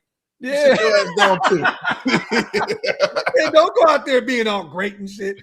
Salute to Raider. He says Shula for head coach. I would love it. I think that he's going to be one of the number one names in this next cycle. I know a lot of people are on the Kubiak train. I know some people are on the LaFleur train. A lot of people aren't because of his stint with the Jets. But Shula, to me, is going to be the big name, the big fish in this offseason. To me, it's going to be Chris Shula because the connection to McVay. Jesse Minter as well, bro. Another name, yes, the defensive coordinator for the Chargers, definitely. But we shall see. We'll see. Salute the Raider. But Chris Shula is my number one option personally. That's my favorite coach in this next cycle. LA Crash Dog, Merry Christmas and Happy New Year, fam. You too, my brother. Always good to see you. The Crashster. The Crashinator. So I think we both agreed on the whole Lamar Jackson thing. Makes no sense. We don't have the roster right now to even do that. Like, go get the young guy. Let him blossom and develop with Brock Bowers, another guy on a rookie deal. Let him blossom with Ashton Genty, a guy that's on a rookie deal. Like, let these guys. I would love to see us be like the babies of the National Football League next year. Yeah, man. Yeah, I would, because again, the expectations are a little different, right? Like, this is a young man's game, and we could go out there and win with all that talent. But again, the expectations are a little bit more reasoning. You know, like, it's just like, hey, man, look, we got a bunch of young guys. It's going to take some time for these guys to develop and get that, train rolling. But I would love to go into next year with a bunch of young guys with a nice little blend of like Maxx Crosby, a few veterans out there, the Adam Butlers of the world, Jeremy Chin, right? And those kind of guys. But let's get young. Let's get young, man. And even if Mendoza struggles, which most quarterbacks do in their rookie season, I don't really care. I don't care. As long as we have the right personnel in the building, the right coaching staff in the building, he will be okay. He will be okay. So, look, man, let's go young. That's what I'm on. Let's get this team as young as possible. Look what the Commanders did. They're the oldest team in football by a large margin. Last year, they were in the NFC Championship. This year, they suck. Like, you got to get younger. Younger. The only time you get older is when you've had a situation where you've had building blocks of winning, right? Like, you've gone to the playoffs, you've gone to a championship game, stuff like that, right? You got to get over the hump. Yeah. I remember it was a year in the 90s. The San Francisco 49ers just sold out to win the Super Bowl. Yep. And they did that, and that's cool. You know what I'm saying? But we're not at that point yet. We can't roll around with this ragtag bunch of guys that haven't won anything, don't know how to win, and aren't going to be here for a long time. Consistency is the key to success. You know, my dad used to say all the time, man, a steady drip of water will crack a hole in a rock. Yeah. And that's what the Raiders want to do. You get that consistency when you got young, cheap players that haven't really seen what the other half lives like in the National Football League. Man. Lalo, he shouldn't be starting his rookie season. And most likely, you're going to bring in a guy that'll be a bridge guy like we did with Geno or Jimmy G or Gardner Minshew, right? But if you bring in one of those guys, more than likely, you were going to see Fernando Mendoza at some point during week 8 or something like that. Yo, you would keep Kenny Pickett here. Yeah. Kenny Pickett ain't making a whole lot of cash. Yeah. Keep Kenny Pickett. Like, keep him. You know what? Aiden O'Connell's still on a rookie deal. Just hey, it is what it is. But again, I'm not expecting him to be the guy from day one. It's going to take some time. Salute to LA. What makes you like Mendoza over Moore for us? Kind of like what Wasted said. And I'm a fan of both of them. 1A, 1B for me. Yeah. And also, I'm still like Ty Simpson. I know a lot of people don't agree with me, but like, I like the processing of that cat. I think he's very intelligent. He's not great with the deep ball at all, but I like Ty Simpson. I think he's smart. But I'll say this: pro style offense, Indiana, right? He's the most pro ready quarterback right now. He can make all the throws. He's a very, very smart quarterback. And we went over earlier on the show, LA Crash Dog. I think that he would be the most NFL ready coming out right now. Yeah. So, I mean, look, the thing about Ty Simpson is, are you upset if you get Ty Simpson in second round? No. Are you upset if you get Ty Simpson picking in the top 10? Yeah. Because the thing is the Will Levis special? The Will Levis special in the second round? Yeah. I mean, look, that's essentially like Derek Carr, right? Not to bring, Lord Voldemort's name up, right? But that is essentially, and now we just don't want to derail the chat with talks of Carr. But you're right though. But the thing is, he just doesn't have the arm talent that DC has. But he's a son of a college coach. You know what I'm saying? He grew up dissecting defenses and stuff like that. Yeah. The kid is a football savant. He moves very well in the pocket. He from above the shoulders is probably the best quarterback in this draft. Him and Mendoza is 1A, 1B, right? Yeah. The thing is he doesn't have that zip on the ball downfield, and some of the stuff he's able to get away with in college, he's not going to be able to get away with in the National Football League. Yep. These guys are getting bigger, stronger, faster. We do not want a quarterback that has physical limitations. I don't want a quarterback that's short. I don't want a quarterback that has a problem with his arm. I don't need that.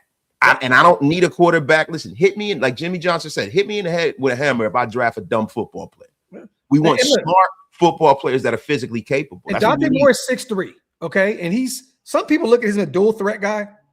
He's really not a dual threat guy. He's a pocket passer. Like Dante Moore is a pocket passer. And he makes some beautiful throws in some tight windows. Dante is fun to watch. I'm really watching Crash Dog, him against Texas Tech. I want to see what he could do against that defense. That is going to tell me a lot about what he could potentially do at the next level. So I'm watching that game. Is it? Yeah, because Indiana has Alabama. So it's going to be Ty and Fernando Mendoza. It's going to be Dante Moore against Texas Tech. That's going to be fun. It's going to be fun. So to Arlen, hope you both are having an awesome Christmas weekend with your families. Raiders. Salute to my guy, Arlen Howland, been a member for 43 months. Salute to my guy. They call me Assassin. Pete's hustleness. He's been tanking all along. Why else would he keep his talentless son at O-line coach and run game coordinator? Merry Christmas, happy doing. I don't think anybody knows like Buford Justice or Smokey the Bandit. He said, "Boy, I would have punched your mama in the mouth." Could you imagine? like they called me and said, "Look, bro, this the total." Could you imagine? Like, let's just say you had an ugly ass kid. You just put him in the middle of the street to stop traffic. Just put him in the middle of the street to stop traffic. Terrible, bro. Like I'm telling you, Buford T. Justice, man. Somebody give me an El Diablo sandwich and a Dr. Pepper. Yo, that shit is hilarious, dog. Bro, let me just add something to this whole Dante Moore thing, right? See, the thing with Dante Moore, for me, right, is I think back to his UCLA tape, and that I know people will be like, "Well, Mendoza was at Cal and all this and that," right?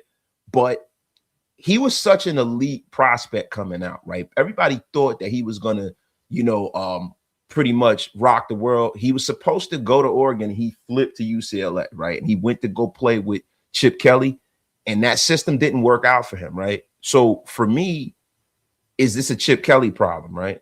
Yeah. Is it a Chip Kelly problem, right? Then he came to Oregon. He sat behind Dylan Gabriel, and the thing about Oregon quarterbacks, ever since Herbert, I've always had kind of a weird kind of relationship with scouting those guys, right?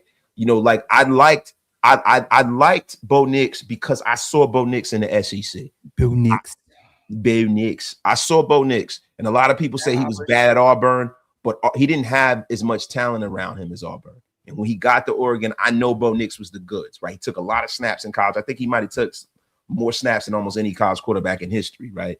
I liked Bo Nix. I don't think Bo Nix is a superstar like people are trying to make him, but I think Bo Nix is a good enough draftable quarterback if he falls in your lap. With Dante Moore, it's like, he's 10-1. He's balling out, 72% completion percentage, But the thing with him, with me, bro, is he looks like a less talented Deshaun Watson. He got a nice release, man, good downfield accuracy, but man, his short passing consistency is what concerns me, because you got to take what you can get a lot of times in the league, and I don't see him do that enough. He can make the spectacular throw. He has a lot of athletic ability, but when he has to sit back and kind of break you down and go down the field and dink and dunk down the field, he doesn't show the ability to do that. And I'm not saying he can't get better, but it concerns me because there's a high bust potential with Dante Moore.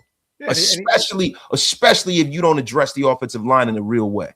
And he hasn't started a ton of games up to this point. But again, I like Dante Moore, and I think that he could be really good at the next level. Hey, Punchy, that was fake.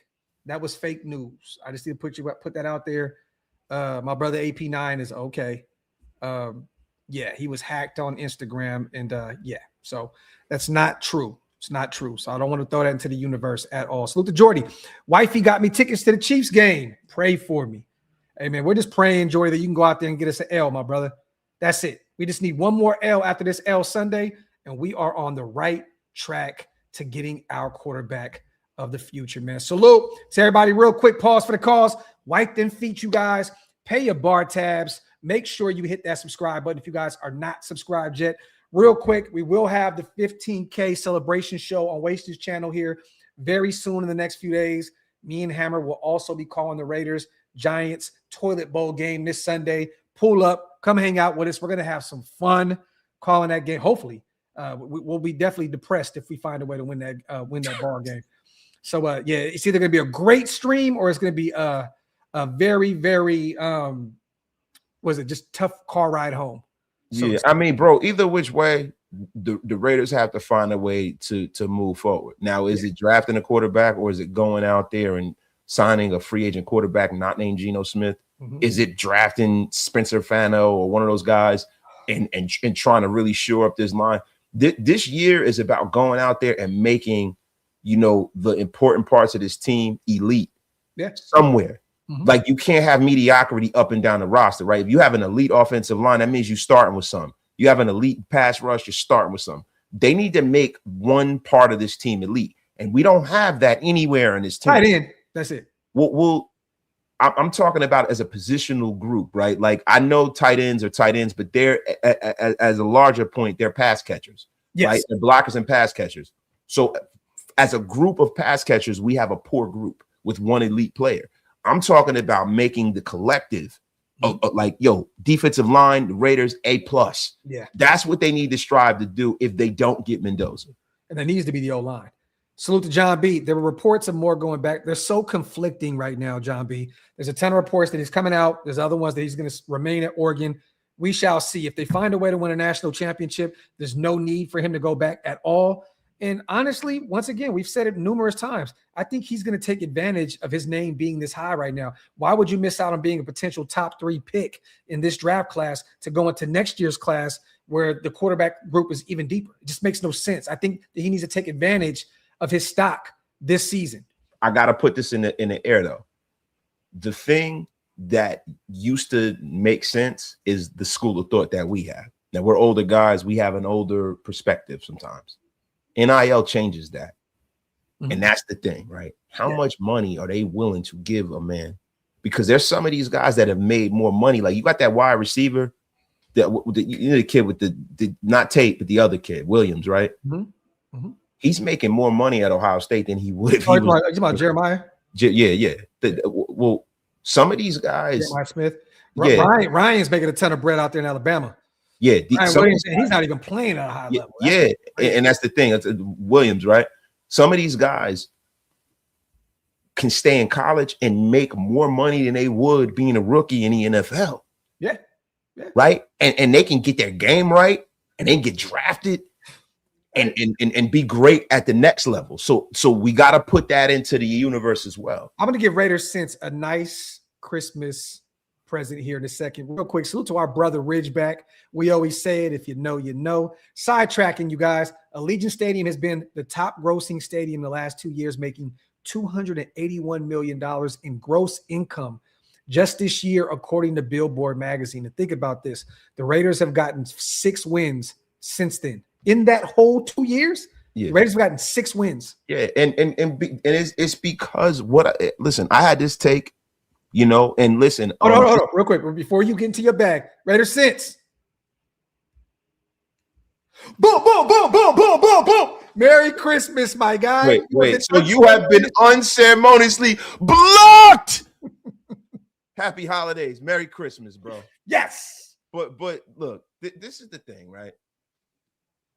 This is a take from Wasted Talent. I approve this message. So all you other plebeians go out there and plagiarize my take. Plebeians. But to me, Allegiant Stadium is really essentially a football theme park.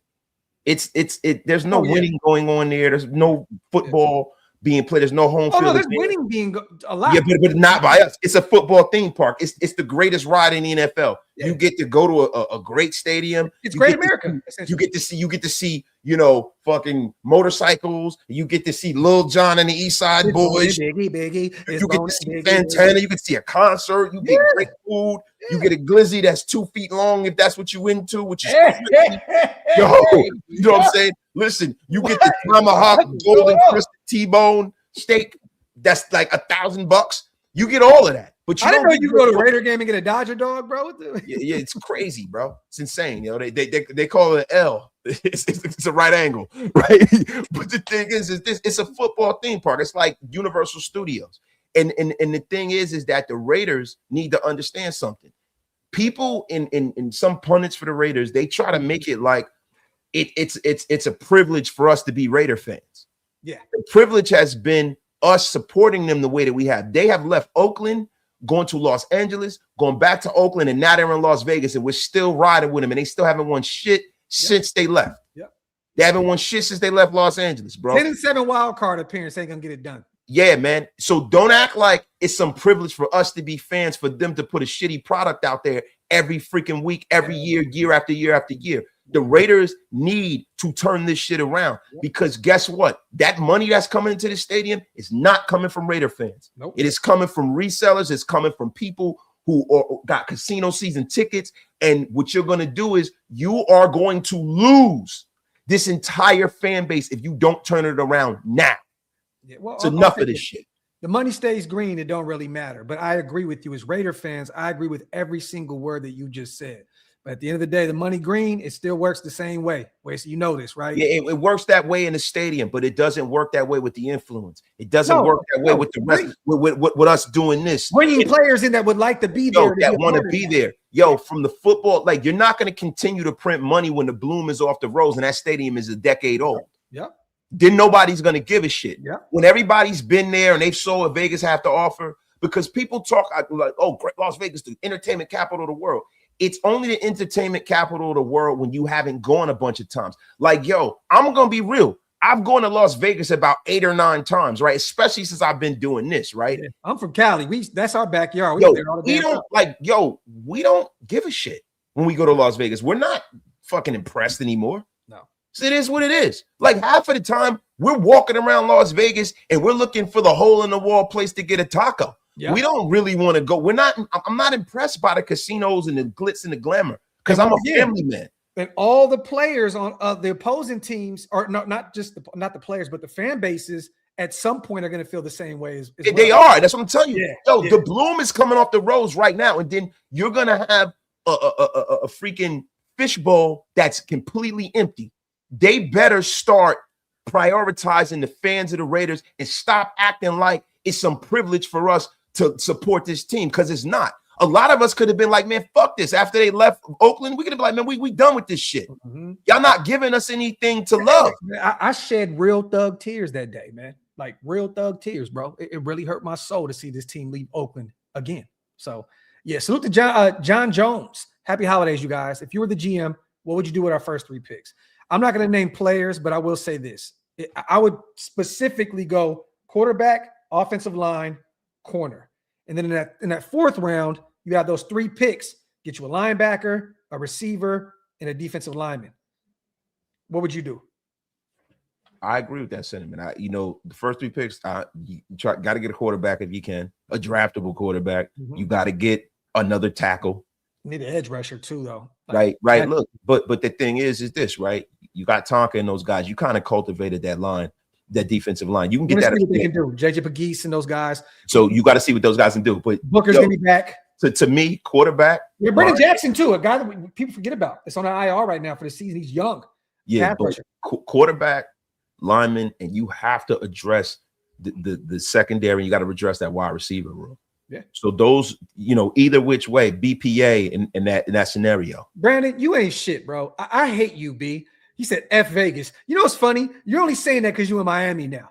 B's been trying to talk me into moving to Vegas for years when he was out there. Now it's F Vegas. B, I'm about to block you just for the fuck of it, bro. Yeah, man. I mean, B up there.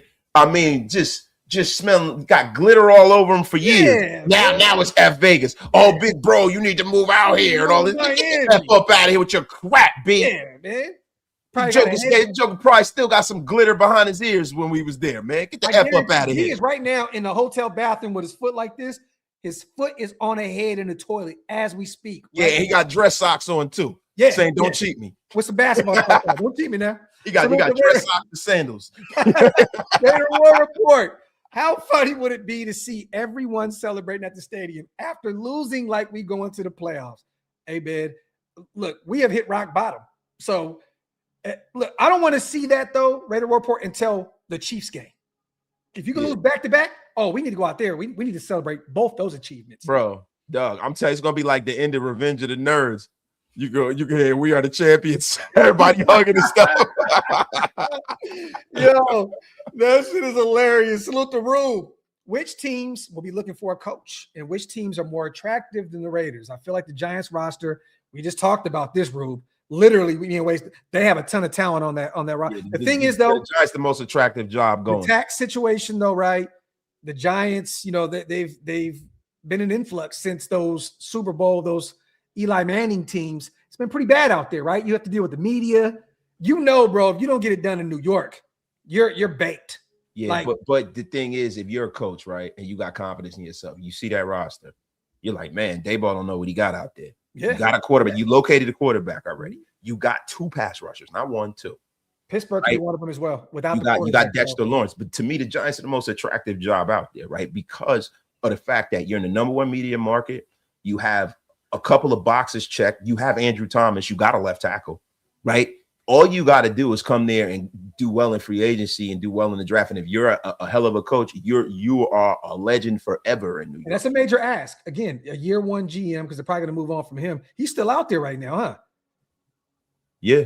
Yeah, they haven't moved on from him. No showing is going to get fired, though. Yeah, definitely. And then they got to bring in a new head coach. But Tennessee's an interesting one. You got Jeffrey Simmons, who's having a monster year.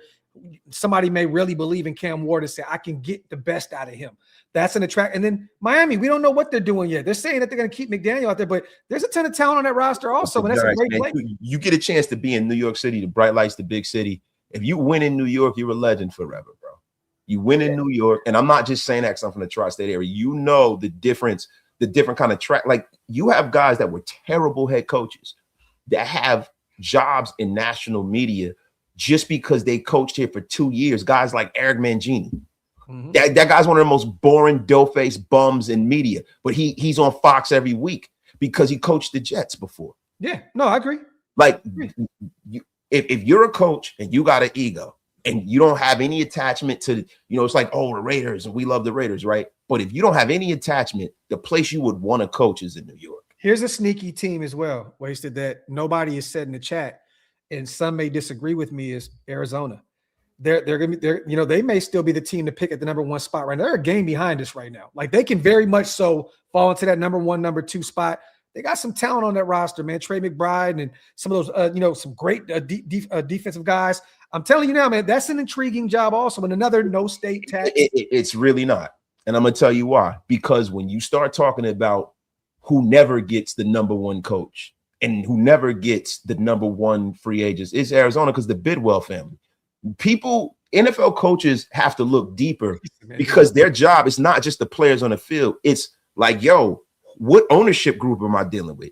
At least with the Giants, the Mara family are football royalty. When the league started, it was the Giants and the Steelers and the Bears and the Canton Bulldogs and the damn Green Bay Packers.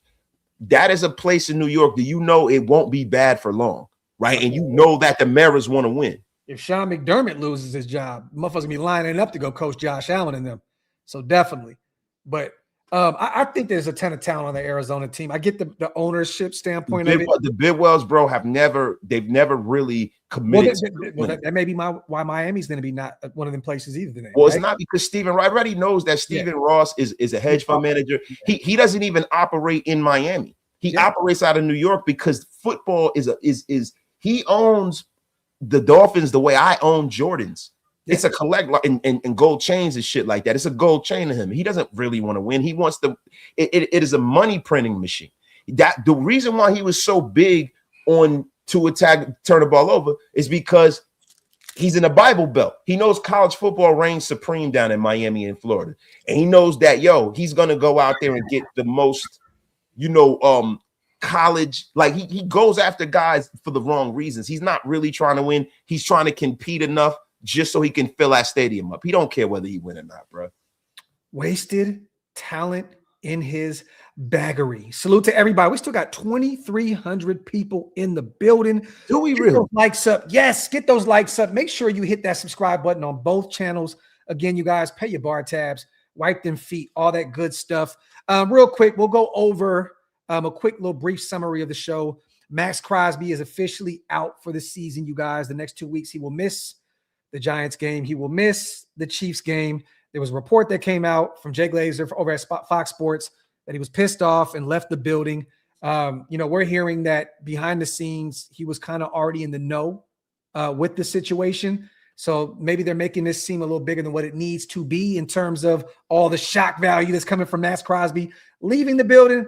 I think he kind of seen the writing was on the wall. And again, I'm not going to jump out the window just yet, jump the gun and say that Maxx Crosby is going to ask for a trade, because the words that Jay Glazer said, Wasted, was this could lead to questions on his future in Vegas. Well, Jay, I'm going to say one thing better than that. When is there never been questions about his future in Vegas? But when? Yeah. Like there's always ever since he's become a player, everybody has him on the first thing smoking. Yes. And the thing about it is that I think the only question about Max's future in Vegas is not his future playing for the Raiders, but his future in Vegas this week, because I think he's probably on the first thing smoking the Bora Bora, going on vacation right now with his family. That's the only question. Or maybe my dog pulls up out here to Dallas. He's a local guy, and the family, mom and pops out here.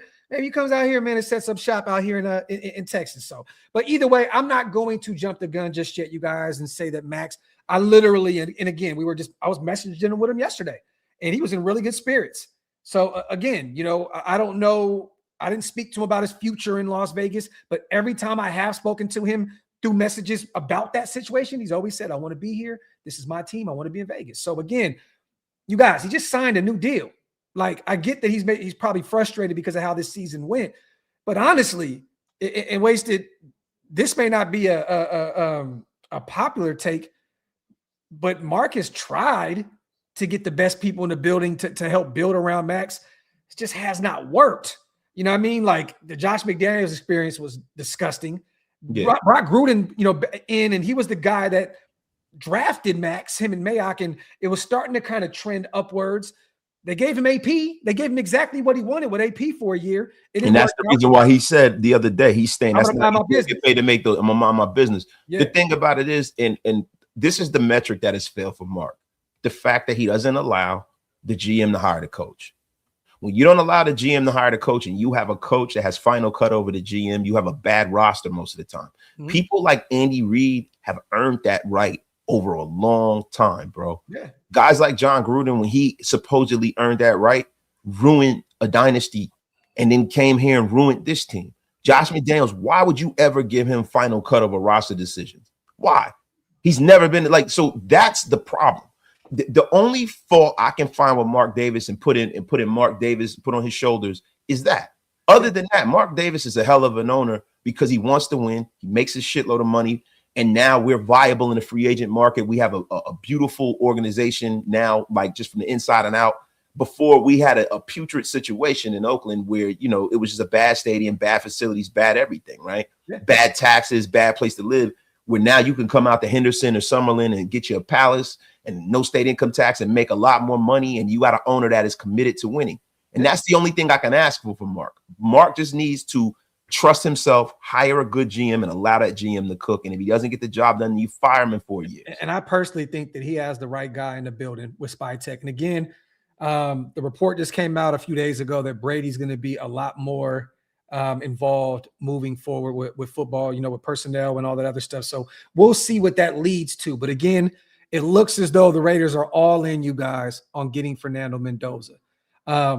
I thought that Spytech was going to try to build this thing inside out. And what I mean by that is going to this draft, trade back, build the offensive line, build the trenches on both sides, and then get his quarterback in 2027. But it sounds like, and we've gotten multiple messages, you guys, from people, that have people in the building or that are in the building that have said that Fernando Mendoza is the prize to Tom Brady and company. So we'll see. We'll see if it's a bluff. But either way, Maxx Crosby is officially out. And do not be shocked, you guys, again, if we see a few more names leading up to the game on Sunday. Some guys being shelved moving forward, because these next 2 weeks are critical for this development of this football team moving forward. If you secure that number one spot, you probably secure the best head coach in this next cycle. So I know some people are not all for the Raiders losing to the Giants, losing to the Chiefs. I get it. You guys, if you guys can sit back, okay? If you can sit back and watch the Chiefs win a championship in our building, you can sit back and watch the Raiders lose the next 2 games, okay? I repeat, the Chiefs and Niners played a Super Bowl. And that was the sum of all fears for me. It doesn't get any more worse than that. I seen the Niners shit all in our building, the Chiefs shit all. It doesn't get. If you guys cannot take 2 L's moving forward after watching that shit, what is it? What is it? You know what I mean? So I'm cool with losing these next 2 weeks. Yeah, man. Keeping it moving. So KC says, think Carroll stays? No. Glad we are after a young quarterback. Yeah, I think that he's gone. Again, Pete doesn't have a rebuild in him, you guys. He's 74 years old. What's Pete gonna be? 93 years old? Shit. Man. I mean, bro, like, come on, dog. Like, let's just be for real, man.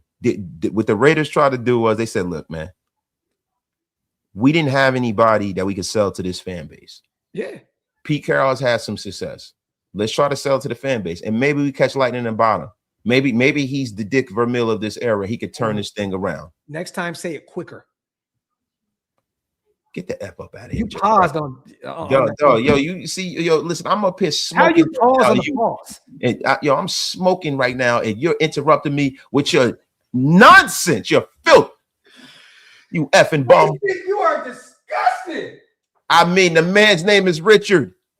My man, I know you get excited when I say those magical letters D-I-C-K, but you gotta relax. Oh, bro. now you can't say it, huh? Crazy. No, I want to spell it out for you. I see you about to put a cylindrical object in your mouth right now. I see it. You got to chill, bro.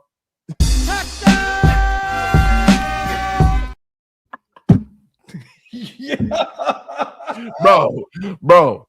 Seriously. Seriously, Pete, look, they knew what was going to happen with Pete, bro. They said if he turns this thing around, we turned it around. If we don't, we going to fire him. That's what happened.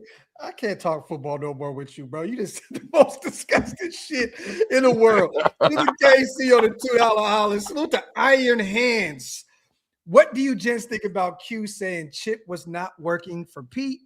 He was working for or Brady? Merry Christmas, brother. Salute. I don't think about it. He ain't here no more. Who cares?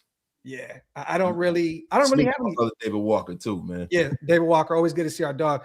Iron Hands, I don't really have anything to say about that, because let me say this. I think it's a lie, because Brady could have got rid of Pete instead of Chip. Yeah. I mean, if it was that way, right? Like, literally, he could have said, you know what? We're just going to go ahead and give the reins to Chip Kelly. It's my guy. We're going to move on from Pete Carroll. Yeah, they could have done that. But bro, at the end of the day, it doesn't matter. Which would have been a terrible situation. It was a bad situation. It was a bad marriage to begin with. Everybody saw it. You got 2 alphas in the building as far as a mentality standpoint, 2 older guys who are not willing to, capitulate to each other. And the guy who had the head coaching job won. And guess what? They're both going to lose in the end, because it was grand opening, grand closing, man. I don't even want to smoke this cigar no more. I know that. yo, you might have just saved my lungs, bro, for the day. Like, that's why. Hey, man, listen, bro, go get a square vape. Go get a vape, bro. You got to chill with the cigar. Oh, my God, man. Salute to everybody here in the building. As always, I would hate for us to leave with almost 2,400 people here in the building. But you guys, we're done chopping it up about the Lamar Jackson situation, the Maxx Crosby situation. Again, I mean, there's really nothing else. Anything else you want to talk about on the way out, bro? Nah, man. I just listen, bro. Look, if you're gonna smoke a cigar, man, get a knife and chop it up in little pieces or something so it'll look better. Just you're talking about like how B cut the hot dog in Hollywood? Don't try to don't do B like that. But no, bro. I swear to God. And B, if you're in the chat, I remember that, and I respect B for that, bro. We were in Hollywood, and he had a hot dog with a bun. He looked at me and he said, He just started cutting that motherfucker. Yo, you got to, bro. Yo, you just, like my man said, you just can't take a cucumber to the face like that with the skin on. yo, B. Listen, B is a goat for that, bro. He's still in the building. Salute to Tyree. Appreciate you. B, you remember that. I remember it too. I remember it. Yo, we were on the second floor of a 3-story condo, and that man was cutting up a hot dog with a fucking butcher knife. Yo, B is a goat for that. That's how you know you never gonna catch B slipping. You listen, you might catch him with some glitter on him, but you ain't gonna catch him slipping. Nah, man. Salute to you guys. As always, we appreciate you guys so much. Again, Merry Christmas, man. Happy holidays. Oh, yeah. Everybody here in the building. Thank you guys so much for pulling up and making this show what it is. We hit the hour and a half mark. Nothing else really to talk about too much. We'll hold off until Raiders Giants this Sunday. Expect Wasted to be doing this show before the game, and then he'll be doing the only show that matters after the game, the recap. So stay tuned for that. You know what, man? We need to celebrate that 15K. Yeah, man. We got to put something together to celebrate the 15K. We're trying to line some guests up and stuff like that. Yeah. Maybe it might be, guys, it might be an unhinged late night show. Oh, I love those shows. It might be. The offseason is here, so we're gonna have some. Those are the best shows, bro. Yeah, the unhinged ones. Yeah. And listen, I just want Stu to know that there's always an open invitation for an unhinged show with Stu on the screen. Yes. I want to do a drunk draft show. I want to do shots and do a whole mock draft. Look, we're gonna buy Wasted. Maybe I might do a good one then. We're gonna buy Wasted some Happy Dad, since he likes to get drunk off that goofy shit, and we'll get him turned up to the max. And we're gonna do a mock draft. Watch Wasted draft like his life depended on it with alcohol. Look, man, I'm telling you, bro, I'm a savant when I have some liquor in me, bro. Savant, bro. Yo, salute to my brother Demon King, as always. Appreciate you, my brother. But other than that, you guys, make sure you hit those likes on the way out. Pay your bar tabs, wipe them feet. Also, hit that subscribe button. We appreciate you guys so much. Have a blessed night. We'll see you this weekend. One. Touchdown!